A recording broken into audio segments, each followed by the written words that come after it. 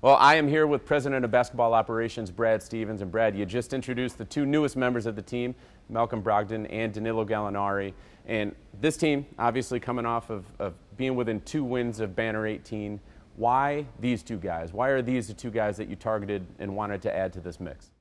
Just gives you so many more options, as playmakers, as shooters, as guys that can score the ball. Gallo's obviously been doing this a long time and is one of the better shooters with size in the league. And he's also a guy you can throw it to on the block, and he demands some attention from the defense. And then Malcolm, with his continued growth as a playmaker, shooter, scorer, and has always been, even back to his college days, a guy that could guard pretty much every wing position on the court. And so fits right in with how we want to play defensively. And then offensively, it just gives us more options. I thought one of the things that when we wanted to be small, we weren't as flexible maybe as we've been in the past in that regard. And I think as you go through the playoffs, you need as many options as you can get. Quick follow-up on that one. You mentioned fit multiple times up at the press conference. You just mentioned it here. But you spoke after the finals about how tweaking a roster that just went to the finals can sometimes be fragile, especially with the team's identity. Why do you think these two guys will enhance that identity as opposed to maybe harm it?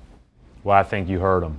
I think these guys are, Malcolm's almost 30. Danilo's going to be 34 by the time the season starts. They're both great guys. They're both really sharp. And they both understand what it takes to win. They both understand what they do really well. And they have a good understanding of the people around them and how to help them. And I think that that's really important. I think as many people will say, there's a point in time in everyone's career where, the main thing has always been the driver. Like every one of these guys is super competitive, but you could hear it in their voices. Like there's an eagerness, there's a need to win, and I think they're excited about being here. Part of that for Malcolm is he's already said, he's gone public before we even introduced him here, I'm ready to be a sixth man. I'm ready to come off the bench. He said that on the Woj pod, and he also said that you reached out to his agent to have that discussion. Why did you feel that you needed to have that discussion now, kind of up front in July, as opposed to kind of doing that closer to the season? We do that all the time. Yeah. I think that's really important, and because really it's about the group. It's about, and he's not the first guy that we've had in that accepted that. And we've got some really good players. You think about Derek White, comes from starting every game in San Antonio and accepted a bench role last year. Dennis, when he came last year, same thing, right? And I think that ultimately that's how teams work. That's how teams function. The identity of this team this year was being really sticky, hard to score on, right? It was hard to get a basket against us because we had really versatile, athletic bigs, and we were huge at the guard spots. And so really across the board, we had great versatility and flexibility. And so these guys add to that.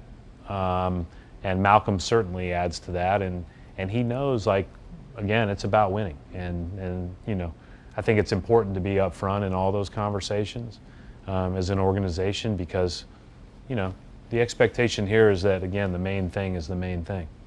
And Danilo, fortunately, he's already had a couple of seasons coming off the bench. He spoke about that today. But I have so many memories of that guy tearing us up at TD Garden. Bad memories. Not very good ones. We talked about one up there. He had a 10-3 game against us, 38 points. What do you remember most about coaching against him? Well, we had dinner last night, all of us did. And I talked to him about that game. And I think we played a role in leaving him open a lot. Yeah. That wasn't our best game over my 8 years as a tenure. Sure. I think that's the game where I started thinking about becoming a front office person. But he was really good that night, and I'm happy that he's here on our team. Last question for you, and I'd be remiss not to ask you about this, and you spoke about it in the presser, but the team's going far into the luxury tax with these two moves. Since you took over as president of basketball operations, what have the conversations been about ownership's willingness to do this when you feel like you're on the verge? Been willing the whole time, yeah. And so do everything we can to field the best team we can.